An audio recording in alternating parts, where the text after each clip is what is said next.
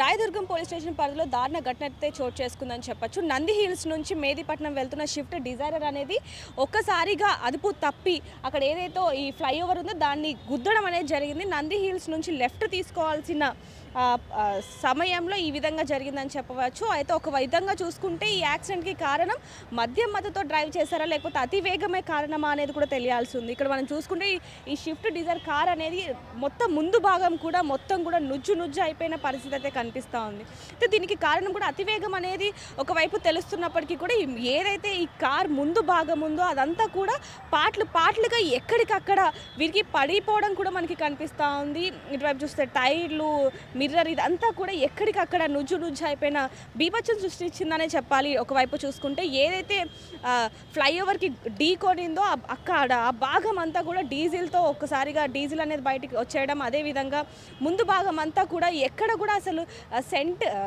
Front seat అనేది కూడా కనిపించని పరిస్థితి అయితే కనిపిస్తూ ఉంది. దీన్ని చూస్తేనే ఎవరైతే ఆ చరణ్ నడుపుతున్నాడో ఆ చరణ్ ఎంత దారుణంగా మృతి చెందాడనేది కూడా తెలుస్తోంది. లోపల చూసుకుంటే మనకి ఆయన చెప్పులు, ఎవరైతే చరణ్ ఉన్నాడో ఆ మృతుడి చెప్పులు కూడా ఇక్కడ మనకు కనిపిస్తూ ఉంది.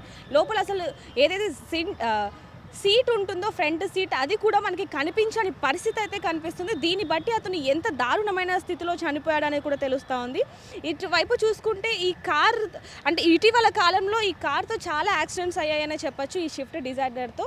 ఒకవైపు చూసుకుంటే ఈ చరణ్ అనే వ్యక్తి పొద్దున్న తెల్లవారుజామున 2 గంటలకి మరి ఎందుకు బయటకు వచ్చాడు ఏంటనేది కూడా తెలియాల్సి ఉన్నాయి. అదేవిధంగా ఇప్పుడు ఎక్కువగా ఈ ఫ్లైఓవర్స్ మీదనే అర్ధరాత్రి పూట లేకపోతే తెల్లవారుజామున జరిగే యాక్సిడెంట్స్ ఎక్కువగా అవుతున్నాయనే చెప్పాలి. ఒకవైపు చూసుకుంటే నిద్ర మత్తుతోన లేకపోతే మద్యం సేవిస్తున్నారా లేదంటే అతి వేగమే అంటే పొద్దున పూట తెల్లవారుజామున రోడ్లన్నీ కూడా ఖాళీగా ఉంటాయి కాబట్టి అతి వేగమే దీనికి కారణమా అనేది కూడా తెలియాల్సి ఉంది. అయితే ఎవరైతే మృతుడు ఉన్నాడో చనిపోయిన వ్యక్తి ఆయన ICFAI యూనివర్సిటీలో BBA చదువుతూ ఉన్నాడు. ఆయన వయసు కూడా అతి చిన్న వయసు అనే చెప్పాలి. కేవలం 19 ఏళ్లకే అతను ఈ విధంగా మరణించడం అనేది కుటుంబ సభ్యులందరూ కూడా ఆవేదన వ్యక్తం చేస్తున్నారు. అదేవిధంగా ఇప్పుడు కనుక చూస్తున్నట్టయితే ఎక్కడైతే ఈ యాక్సిడెంట్ జరిగిందో అక్కడ మొత్తం కూడా ట్రాఫిక్ జామ్ అనేది ఎక్కువగా జరిగిందని చెప్పాలి. ఇప్పుడు పొద్దున్న తెల్లవారుజామున అవ్వటంతో ఎక్కువగా దీని మీదనే అంటే ఎందుకు జరుగుతున్నాయి తెల్లవారుజామున కేవలం నిద్రమబ్బే కారణం అనేది ఒకవైపు చూసుకుంటే అతివేగం అనేది ఎక్కువగా ఉందని కూడా చెప్పాలి. ఒకవైపు చూసుకుంటే ఈ కార్ని ఏదైతే ఈ ఫ్రంట్ పార్ట్ ఉందో ఆ పార్ట్ అంతా కూడా ఆయన రక్తంతో కూడా నిండిపోయిందని చెప్పాలి. ఇక్కడ మనకి ఆ బ్లడ్ మార్క్స్ అనేవి కూడా కనిపిస్తున్నాయి. ఇక్కడ చూసుకోవచ్చు మిర్రర్ ఇదంతా కూడా చరణ్ అనే మృతుడి బ్లడ్తోనే నిండిపోయి ఉంది. ఎక్కడికక్కడ ఈ కారు ముందు పార్ట్ అంతా కూడా ఇక్కడ చిందరవందరగా పార్ట్స్గా ఉన్న పరిస్థితి కూడా కనిపిస్తుంది. దీన్ని బట్టి చూస్తే ఈ ఘోరం ఏ విధంగా ఎంత దారుణంగా జరిగింది అనేది కూడా ఇక్కడ మనకి తెలుస్తూ ఉందనే చెప్పాలి. మిర్రర్ కార్ ఇవ్వండి, టైర్ ఇవన్నీ కూడా ఇంత దారుణమైన యాక్సిడెంట్ జరిగిందంటే మరి దీనికి కారణం అతి వేగమా లేదంటే మద్యం సేవించి డ్రైవ్ చేశాడా, నిద్రమప్పులో చేశాడా అనేది కూడా తెలియాలి.